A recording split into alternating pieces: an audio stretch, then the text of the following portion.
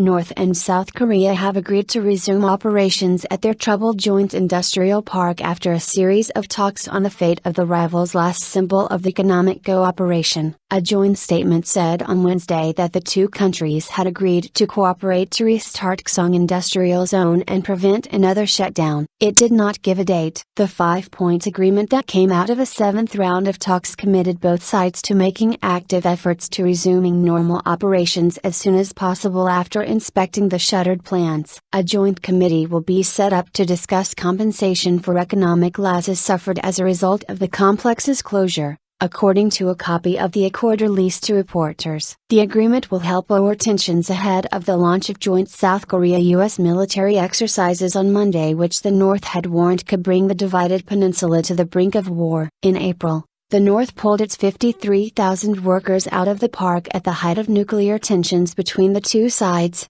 with the North threatening the United States and the South with attack. Established in 2004 as a rare symbol of inter-Korean cooperation, Kaesong was a key hard currency earner for the North, and the decision to shut it down took many observers by surprise. Foreign investment. Reclusive North Korea and the South, one of the richest countries in the world, are technically still at war as their 1953 civil conflict ended not in a treaty but a mere truce. The South and the North will prevent the current suspension of the Kaesong industrial complex caused by the workers' withdrawal from being repeated again, the agreement said. Wednesday's agreement suggested a compromise had been reached where the North accepted the worker pullout had closed Kaesong, while both sides promised to ensure it remained open in the future. The South and the North will prevent the current suspension of the Kaesong industrial complex caused by the workers' withdrawal from being repeated again, the agreement said. It also included a pledge to promote foreign investment in Kaesong,